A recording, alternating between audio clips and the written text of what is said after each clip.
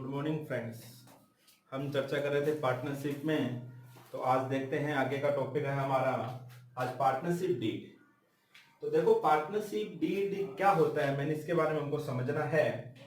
तो partnership deed जो partners होते हैं उनके बीच में आपस में जो भी एग्रीमेंट, जो भी समझौता या ठहराव होता है, यानी आपस में पेज होता है, उस पेज पे उनके बारे में सारी की सारी जो डिटेल उस पेज पे लिखी जाती है उसे पार्टनरशिप डीड बोलते हैं। तो देखो इसका डेफिनेशन क्या होगा कि a partnership deed also known as a partnership agreement, यानी ए पार्टनरशिप का क्या होता है, एक एग्रीमेंट होता है पार्टनर्स के बीच में। और ये agreement, the agreement can be either oral और रिटन, यानी पार्टनरशिप डीड है वह रिटर्न होना ही जरूरी नहीं है, यह ओरल भी चल सकता है। एक बार एग्जाम में पूछा हुआ क्वेश्चन था कि क्या पार्टनरशिप डीड रिटर्न होना मस्ट है, जरूरी है, तो उसका जवाब था नो, पार्टनरशिप डीड है वो ओरल भी चल सकता है, ओरली भी चल सकता है।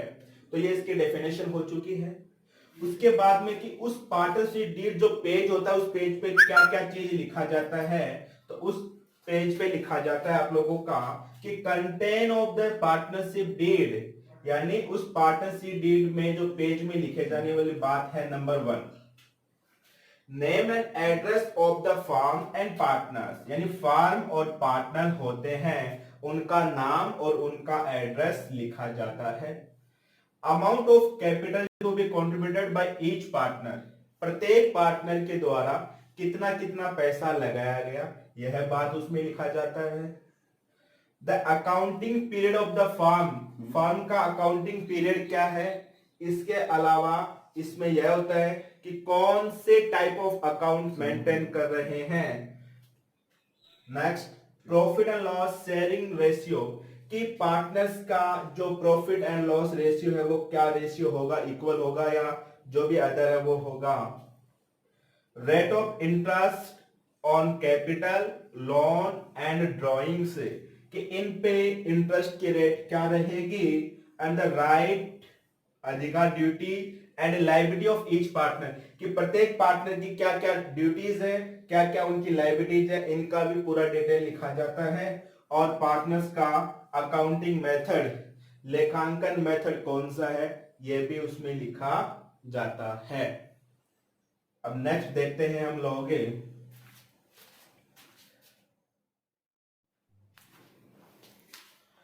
नेक्स्ट है right the rule in the absence of partnership deed. देखो अगर हम लोग पार्टनरशिप डीड नहीं बनाते हैं तो उस कंडीशन में हमारे कुछ रूल्स हैं, वो रूल्स लागू हो जाते हैं, यानी कुछ गवर्नमेंट के कानून के जो नियम हैं वो लागू हो जाते हैं। तो देखो पार्टनरशिप डीड नहीं बनाया हम लोगों ने तो आपके कौन कौन से रूल जो लागू होते हैं, उसमें फर्स्ट आता है आप लोगों का profit and loss equal distribution by each partner, कि जो लाभ हानि है वह बराबर बराबर बांटा जाएगा अगर आपने पार्टनरशिप डीड नहीं बना रखा तो। देखो जैसे फॉर एग्जांपल देखते हैं हम लोग, एबीसी 3 पार्टनर है। ए ने मान लेते हैं 4 लाख रुपए कैपिटल लगाए हैं, बी ने लगाए हैं 2 लाख रुपए कैपिटल लगाए, और सी ने लगाए हैं केवल 20,000 20,000 रुपए कैपिटल लगाए हैं। उन्होंने इतना इतना कैपिटल लगा के बिजनेस को स्टार्ट किया है। और फिर क्या होता है कि जब एंड ऑफ द ईयर इनका जो प्रॉफिट होता है वह प्रॉफिट मान लेते हैं हम लोग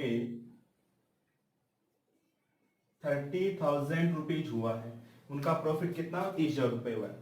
तो यहाँ पे तीनों पार्टनर हैं, वह तीनों पार्टनर इक्वल यानी 10,000 यहाँ पे डिस्ट्रीब्यूट करेंगे। ऐसा नहीं होगा कि ए बोलेगा कि मैंने तो कैपिटल ज्यादा लगाया तो मैं प्रॉफिट ज्यादा लूंगा, और सी बोले कि इन्होंने तो कम पैसा लगाया तो प्रॉफिट कम लेगा। ऐसा नहीं होगा। ऐसी सिचुएशन में तीनों के तीनों प्रॉफिट और लॉस है वो 10,000 यानी बराबर बराबर बांटा जाएगा।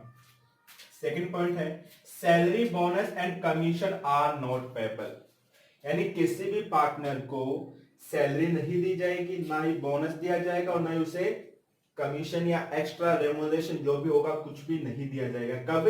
जब आपने डीड नहीं बना रखा है तब। नेक्स्ट पॉइंट आता है कि interest on capital R not given, कि आपका कैपिटल पे किसी भी प्रकार का ब्याज नहीं देंगे, और interest and drawings are not charge, और आहरण पे भी किसी प्रकार का कोई ब्याज नहीं लिया जाएगा। Next, interest on loan given 6% per annum, अगर फर्म को पार्टनर को लोन के रूप में पैसा दे रहा है तो उस पे हम लोग 6% उसे इंटरेस्ट दिया जाएगा।